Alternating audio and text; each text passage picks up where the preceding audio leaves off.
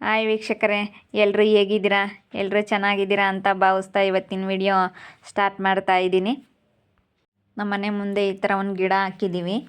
ಸಖತ್ತಾಗಿ ಹೂವು ಬಿಡುತ್ತೆ. ಎಷ್ಟು ಚೆನ್ನಾಗಿ ಬಿಡುತ್ತೆ ಅಂದರೆ ತುಂಬಾ ಚೆನ್ನಾಗಿ ಹೂವು ಬಿಡುತ್ತೆ. ಕಲ್ಲರು ತುಂಬ ಚೆನ್ನಾಗಿದೆ. ಇದು ಎಲೆಗಳೆಲ್ಲ ಒಂದು ಹಸಿರು ಹುಳಗಳೆಲ್ಲ ಸೇರ್ಕೊಬಿಟ್ಟು ಎಲ್ಲ ಕಡ್ದಾಕ್ಬಿಟ್ಟಿದ್ದಾವೆ. ಅವೆಲ್ಲ ತಿಂತವಂತೆ ಹಸಿರು ಹುಳ ಸೇರಿಕೊಂಡು. ಅದಕ್ಕೆ ಅವನ್ನೆಲ್ಲ ಕಿತ್ತಾಕಿದ್ದೀವಿ. ಇವಾಗ ಚೆನ್ನಾಗಿ ಬಿಡುತ್ತೆ. ಒಂದು ಹೂವು ಬಿಡ್ತಿರ್ಲಿಲ್ಲ, ಆ ರೀತಿ ಆಗಿತ್ತು. ಆ ಹುಳಗಳೆಲ್ಲ ತೆಗೆದ ಮೇಲೆ ಚೆನ್ನಾಗೇ ಬಿಡ್ತಾ ಐತೆ ಹೂವು. ಇದ್ರ ಹೆಸರು ಏನಂತ ಹೇಳಿ ನಿಮ್ಗೆ ಯಾರಿಗಾದ್ರೂ ಗೊತ್ತಿದ್ರೆ ಕಮೆಂಟ್ ಮಾಡಿ. ನಿಮ್ಮ ಕಡೆ ಏನಂತ ಕರೀತಾರೆ ಹೂವಿಗೆ ಅಂತ ಹೇಳಿ ಕಮೆಂಟ್ ಮಾಡಿ. ನೋಡೋಣ ಎಷ್ಟು ಜನ ಸರಿಯಾದ ಉತ್ತರ ಕೊಡ್ತೀರಾ ಅಂತ ಹೇಳಿ. ಕೆಲವ್ರಿಗೆ ಗೊತ್ತಿರಲ್ಲ, ಕೆಲವ್ರಿಗೆ ಗೊತ್ತಿರುತ್ತೆ. ನೋಡೋಣ ಯಾರ್ಯಾರು ಸರಿಯಾದ ಉತ್ತರ ಕೊಡ್ತಾರೆ ಅಂತ. ಇವತ್ತು ನಾನು ಏನು ವಿಡಿಯೋ ಮಾಡಬೇಕು ಅಂತ ಅಂದ್ಕೊಂಡಿದ್ದೀನಿ ಅಂದರೆ, ತುಂಬ ಜನ ಅರ್ಧಾಂಬರ ರೆಸಿಪಿ ತೋರಿಸ್ರಿ ಅಂತ ಹೇಳಿ ಕಮೆಂಟ್ ಮಾಡಿದ್ರಿ. ಅದಕ್ಕೆ ನಮ್ಮ ಅಜ್ಜಿ ಕೈಯಾರೆ ಮಾಡಿರೋ ಅಂತಹ ಅರ್ಧಾಂಬರ ರೆಸಿಪಿ ಹೇಗೆ ಮಾಡೋದು ಅಂತೇಳಿ ಇವತ್ತಿನ ವಿಡಿಯೋದಲ್ಲಿ ನಾನು ತೋರಿಸ್ತೀನಿ. ಬನ್ನಿ ನೋಡೋಣ ನಮ್ಮ ಅಜ್ಜಿ ಕೈಯಾರೆ ಮಾಡಿರೋ ಅರ್ಧಾಂಬರ ಹೇಗೆ ಮಾಡ್ತಾರೆ ಏನು ಅಂತ ಹೇಳಿ ತೋರಿಸ್ತೀನಿ. ಯಾಕಂದರೆ ಕೆಲವ್ರಿಗೆ ಗೊತ್ತಿರಲ್ಲ. ತುಂಬ ಜನ ಅರ್ಧಾಂಬರ ರೆಸಿಪಿ ಮಾಡೋದಕ್ಕೆ ಬರೋದಿಲ್ಲ. ಅದಕ್ಕೋಸ್ಕರ ನಾನು ಅರ್ಧಾಂಬರ ಸಾರು ಹೇಗೆ ಮಾಡೋದು ಅಂತ ಹೇಳಿ ಇವತ್ತಿನ ವಿಡಿಯೋದಲ್ಲಿ ತೋರಿಸ್ತೀನಿ.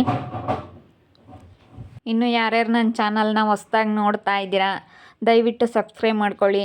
ಹಾಗೆ ಈ ವಿಡಿಯೋ ಇಷ್ಟ ಆಗಿದ್ದರೆ ಒಂದು ಲೈಕ್ ಮಾಡಿ. ಹಾಗೆ ನಿಮ್ಮ ಫ್ರೆಂಡ್ಸ್ ಜೊತೆ ಶೇರ್ ಮಾಡ್ಕೊಳ್ಳಿ. ಯಾರು ವಿಡಿಯೋ ನೋಡಿ ಸುಮ್ಮನಾಗಬೇಡಿ, ದಯವಿಟ್ಟು ಸಬ್ಸ್ಕ್ರೈಬ್ ಮಾಡ್ಕೊಳ್ಳಿ ಅಂತ ಕೇಳ್ತಾ ಈ ವಿಡಿಯೋ ಸ್ಟಾರ್ಟ್ ಮಾಡೋಣ ಬನ್ನಿ. ಅದನ್ನು ಬೇಯಿಸ್ಕೋಬೇಕಾ? ಹಸಿರುಗಾಯಿ, ಮೊಳಕೆ ಕಾಳು, ಬೇಳೆ. ಫಸ್ಟು ಏನೇನು ಬೇಯಿಸ್ಕೋಬೇಕಂತಂದರೆ ಮೊಳಕೆ ಕಾಳು, ಬೇಳೆ, ಹಸಿಮೆಣ್ಸಿನ್ಕಾಯಿ ಹಾಕಿ ಬೇಯಿಸ್ಕೋಬೇಕಂತೆ. ನೋಡಿ ಇವಾಗ ಬೇಯಿಸೋದಕ್ಕೆ ಅವ್ರು ನೀರು ಹಾಕ್ತಾ ಇದ್ದಾರೆ. ನಮ್ಗೆ ಎಷ್ಟು ಬೇಕೋ ಅಷ್ಟು ನೀರು ಹಾಕ್ಕೊಂಡು ಬೇಯಿಸ್ಕೊಳ್ಳೋದು. ಫಸ್ಟ್ ಇದನ್ನು ಬೇಯಿಸ್ಕೋಬೇಕು. ಮೊಳಕೆ ಕಾಳು ಬೇಳೆ ಜೊತೆಗೆ ಹಾಕಿದ್ರೆ ಚೆನ್ನಾಗಿರುತ್ತೆ. ಬರೀ ಬೇಳೆದೇ ಆದರೆ ಅರ್ಧಾಂಬರ ಚೆನ್ನಾಗಿರೋದಿಲ್ಲ. ಸ್ವಲ್ಪ ಮೊಳಕೆ ಕಾಳು ಸ್ವಲ್ಪ ಜಾಸ್ತಿ ಹಾಕಬೇಕು, ಬೇಳೆ ಸ್ವಲ್ಪ ಹಾಕಬೇಕು. ಇದನ್ನು 2 ವಿಷಲ್ ಕೂಗಿಸ್ಕೋಬೇಕಂತೆ.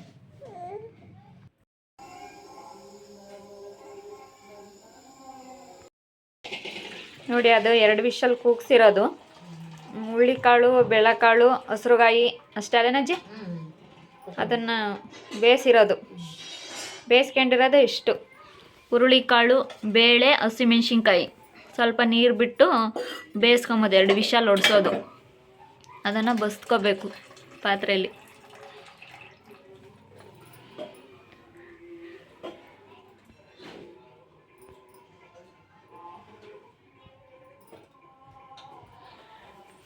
ಅದನ್ನು ರುಬ್ಬಕ್ಕೆ ಮಿಕ್ಸಿ ಜಾರಿಗೆ ಹಾಕ್ತಾ ಇದ್ದಾರೆ. ಹಸಿರುಗಾಯಿ, ಕೊತ್ತಂಬರಿ, ಹುಣಸೆಹಣ್ಣು, ಬೇಳೆ, ಏಳಜ್ಜಿ, ಬೆಳ್ಳುಳ್ಳಿ, ಬೇಳೆ, ಹಸಿರುಗಾಯಿ, ಹುಣಸೆಹಣ್ಣು, ಸಾಂಬಾರ್ ಪುಡಿ, ಕೊತ್ತಂಬರಿ ಪುಡಿ, ಕಾಯಿ ಇದನ್ನ ರುಬ್ಕೋಬೇಕು. ಬೇಯಿಸಿರೋಂಥ ಹಸಿರುಗಾಯಿ, ಕೊತ್ತಂಬರಿ ಸೊಪ್ಪು, ಹುಣಸೆಹಣ್ಣು, ಕಾಯಿ ಅದೆಲ್ಲ ಹಾಕಿ ರುಬ್ಬಬೇಕು. ಸಾಂಬಾರ್ ಪುಡಿ,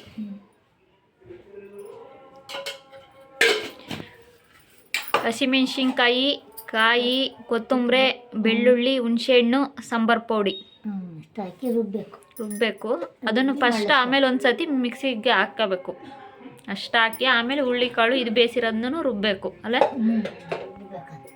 ಎಲ್ಲ ರುಬ್ಬಿ ಕಲಸಿ ಒಗ್ಗರಣೆ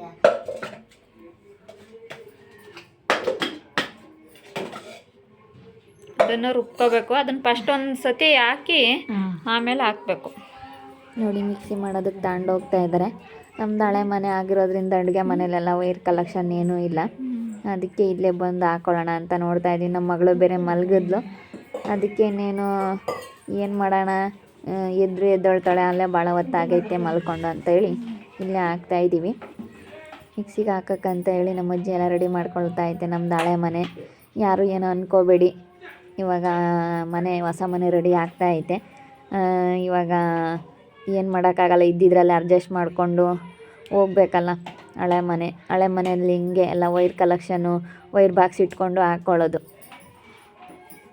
ಬೇಯಿಸಿರೋ ಹಸಿಮೆಣ್ಸಿನ್ಕಾಯಿ, ಕಾಯಿ, ಹುಣಸೆಹಣ್ಣು, ಕೊತ್ತಂಬರಿ, ಬೆಳ್ಳುಳ್ಳಿ ಎಲ್ಲ ಮಿಕ್ಸಿ ಮಾಡ್ಕೋಬೇಕು. ಫಸ್ಟು ಸ್ವಲ್ಪ ನೀರು ಹಾಕ್ಬಿಟ್ಟು ಸ್ವಲ್ಪ ನೀರು ಹಾಕಬೇಕು. ಹಾಕ್ಬೇಕಲ್ಲ. ಆಮೇಲೆ ಇದು ಬೇಳೆನೂ ಮೊಳಕೆ ಕಾಳು ಬೇಯಿಸಿರುತ್ತಲ್ಲ ಅದನ್ನು ಹಾಕ್ಬೇಕು. ಮಿಕ್ಸಿಗೆ ಹಾಕ್ತಾ ಇದ್ದಾರೆ. ಮಗಳೇ ಎದ್ದಳು ಅಂತ ಹೇಳಿ ಹಾಕ್ತಾ ಇದ್ದೀವಿ. ಒಳಗಡೆನೆ ಜೋಲಿಲಿ ಮಲಗಿದ್ದಾಳೆ ನೋಡಿ. ಇವಾಗ ಇದನ್ನ ಹಾಕ್ತಾರೆ. ತುಂಬಾನೇ ಚೆನ್ನಾಗಿರುತ್ತೆ ಈ ಅರ್ಧಾಂಬ್ರ. ನಮ್ಗಂತೂ ತುಂಬಾನೇ ಇಷ್ಟ. ಮನೆಯಲ್ಲೆಲ್ಲ ಇಷ್ಟಪಟ್ಟು ತಿಂತಾರೆ. ಹುಳಿ ಸಾಂಬಾರು ತಿಂದು ತಿಂದು ಬೇಜಾರಾಗಿರುತ್ತಲ್ಲ, ಆ ಟೈಮಲ್ಲಿ ಈ ರೀತಿ ಮಾಡಿಕೊಂಡ್ರೆ ತುಂಬ ಚೆನ್ನಾಗಿರುತ್ತೆ. ನಮ್ಮ ಮನೇಲಿ ನಮ್ಮ ತಾತ ಆಗಿರ್ಬೋದು, ನಮ್ಮ ಮನೆಯವರಾಗಿರ್ಬೋದು, ಎಲ್ಲರೂ ತುಂಬ ಇಷ್ಟಪಟ್ಟು ಈ ಸಾಂಬಾರ ನಾವು ತಿಂತೀವಿ. ತುಂಬ ಚೆನ್ನಾಗಿರುತ್ತೆ. ತುಪ್ಪ ಹಾಕ್ಕೊಂಡು ಮುದ್ದೆ ಜೊತೆ ತಿಂದರೆ ತುಂಬಾ ಚೆನ್ನಾಗಿರುತ್ತೆ ಟೇಸ್ಟು. ನಮ್ಮ ಅಜ್ಜಿ ಅಂತೂ ತುಂಬ ಚೆನ್ನಾಗಿ ಮಾಡ್ತಾರೆ. ಎಷ್ಟು ಚೆನ್ನಾಗಿರುತ್ತೆ ಅಂದರೆ ನಿಜವಾಗ್ಲೂ 2 ದಿವಸ ತಿನ್ನಬೇಕು ಸಾಂಬಾರು. ಬಿಸಿ ಮಾಡ್ದಂಗೆಲ್ಲ ಇನ್ನೂ ಚೆನ್ನಾಗೇ ಇರುತ್ತೆ. ತುಂಬಾ ಚೆನ್ನಾಗಿರುತ್ತೆ ಟೇಸ್ಟು. ಒಂದ್ಸತಿ ಎಲ್ಲರೂ ಟ್ರೈ ಮಾಡಿ ಹೇಗಿತ್ತು ಅಂತ ಹೇಳಿ ನನಗೆ ತಿಳಿಸಿ. ಕೆಲವ್ರಿಗೆಲ್ಲ ಗೊತ್ತೇ ಇರಲ್ಲ ಅರ್ಧಾಂಬ್ರ ಸಾರು ಹೇಗೆ ಮಾಡೋದು ಅಂತ ಹೇಳಿ. ನೋಡಿ ಹೇಗೆ ಮಾಡೋದಂತ ಮಾಡಿ ನೀವು ಟ್ರೈ ಮಾಡಿ. ಇವಾಗ ಕಟ್ನಕ್ಕೆ ಫಸ್ಟ್ ಅದು ರುಬ್ಬಿರೋದನ್ನ ಬೇರೆದ್ರಕ್ಕೆ ಹಾಕಬೇಕು. ಕಟ್ಟು ಕಲಿಸ್ಬೇಕು.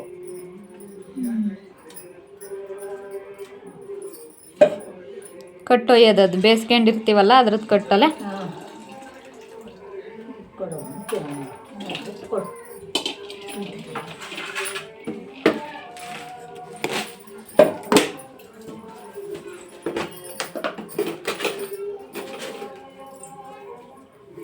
ಉಪ್ಪು ಹಾಕಿ ಕಲಿಸ್ಬೇಕು. ಕಲಸಿ ಎಣ್ಣೆ ಬಿಟ್ಟು ಎಷ್ಟು ನಮಗೆ ತೆಳ್ಳಗೆ ಬೇಕಂದ್ರೆ ತೆಳ್ಳಗೆ ಮಾಡ್ಕೋಬೇಕು, ಗಟ್ಟಿಗೆ ಬೇಕಾದ್ರೆ ಕಲಿಸ್ಬೇಕು. ಸಾಂಬಾರು ರೀತಿ ಮಾಡ್ಕೊಂಡು ಬೇಯಿಸಿದ ಕಟ್ಟೆ ಎಲ್ಲ ಒಯ್ಕೊಂಡು ಕಿಳಿಸ್ಬೇಕು. ಕಲಸಿ ಒಗ್ಗರಣೆಗೆ ಹಾಕಬೇಕು.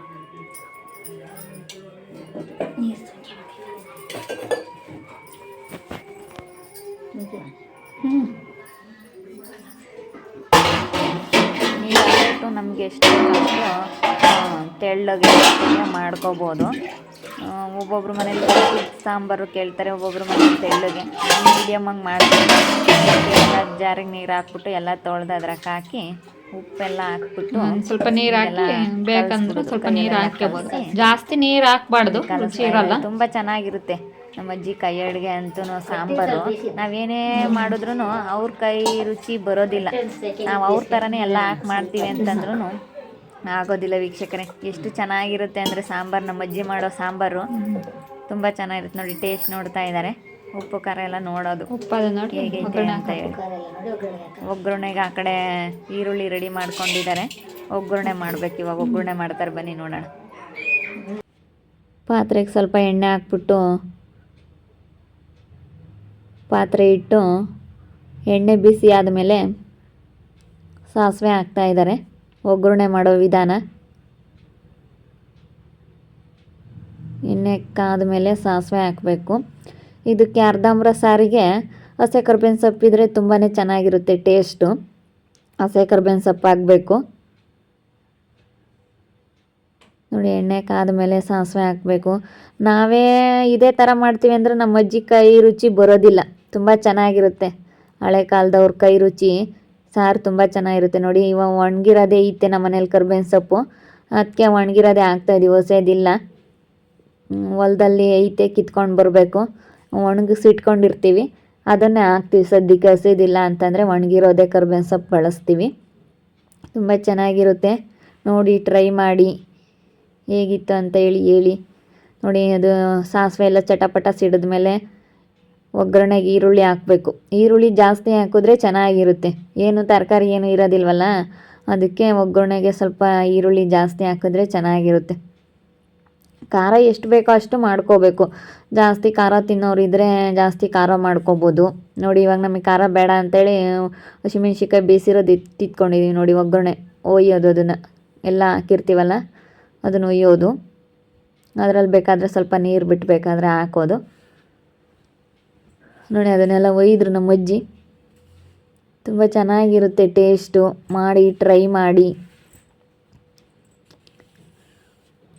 ಇದೇ ಥರ ನಾನು ಮಾಡಿದರೆ ನಮ್ಮ ಅಜ್ಜಿ ಮಾಡಿರೋ ಥರ ಇರಲ್ಲ. ಅದು ಯಾಕಪ್ಪ ಗೊತ್ತಿಲ್ಲ. ಅವ್ರು ಏನು ಹಾಕ್ತಾರೆ ಅದನ್ನೇ ಹಾಕ್ತೀನಿ ನಾನು. ಆದರೆ ಅವರು ಮಾಡಿರೋ ಅಷ್ಟು ರುಚಿ ಬರೋದಿಲ್ಲ. ಯಾರೇ ಆಗಲಿ, ನಮ್ಮಮ್ಮ ಮಾಡಿರೋ ಥರ ಆಗಲಿ, ನಮ್ಮ ಅಜ್ಜಿ ಮಾಡಿರೋ ಥರ ಆಗಲಿ. ಇವ್ರು ನಮ್ಮ ಅಜ್ಜಿ ನೋಡಿದ್ರಲ್ಲ, ಇವರು ನಮ್ಮಮ್ಮ ಇದ್ದಾರಲ್ಲ ಅವ್ರ ಅಮ್ಮ. ನಾನಿವಾಗ ಮಗಳು ಮೊಮ್ಮಗಳು ಆಗ್ತೀನಿ ನಮ್ಮ ಅಜ್ಜಿಗೆ. ನೋಡಿ ಹೇಗಿದೆ. ಆಯಿತು, ಒಂದು ಕುದಿ ಬಂದಮೇಲೆ ಉಪ್ಪು ಏನಾದರೂ ಸಾಲ್ಟೇಜ್ ಇದ್ದರೆ ನೋಡಿಬಿಟ್ಟು ಟೇಸ್ಟ್ ನೋಡಿ ಹಾಕೊಳ್ಳೋದು. ಒಂದೆರಡು ಕುದಿ ಬರಬೇಕು. ಒಂದೆರಡು ಕುದಿ ಬಂದು ಈಗ ಹಿಂಗೆ ಈ ರೀತಿ ತಿರುಗಿಸಿ ಉಪ್ಪೇನಾದರೂ ಬೇಕಿದ್ದರೆ ಹಾಕ್ಬಿಟ್ಟು ಸ್ಟವ್ ಆಫ್ ಮಾಡಿದ್ರೆ ಆಯಿತು. ನೋಡಿ ಎಷ್ಟು ಚೆನ್ನಾಗಿ ಬಂದಿದೆ. ಹೇಗಿತ್ತು ಅಂತೇಳಿ ಕಮೆಂಟ್ ಮಾಡಿ, ನೀವು ಟ್ರೈ ಮಾಡಿ ಅಂತ ಹೇಳ್ತಾ ಇವತ್ತಿನ ವಿಡಿಯೋ ಇಲ್ಲಿಗೆ ಮುಗಿಸ್ತಾ ಇದ್ದೀನಿ. ಮುಂದಿನ ವಿಡಿಯೋದಲ್ಲಿ ಸಿಗ್ತೀನಿ. ನಮ್ಮದು ಹಳೆ ಮನೆ, ಯಾರು ಏನು ಅಂದ್ಕೊಳಕ್ಕೆ ಹೋಗಬೇಡಿ, ದಯವಿಟ್ಟು ಒತ್ತಿ ಹೇಳ್ತಾ ಇದ್ದೀನಿ.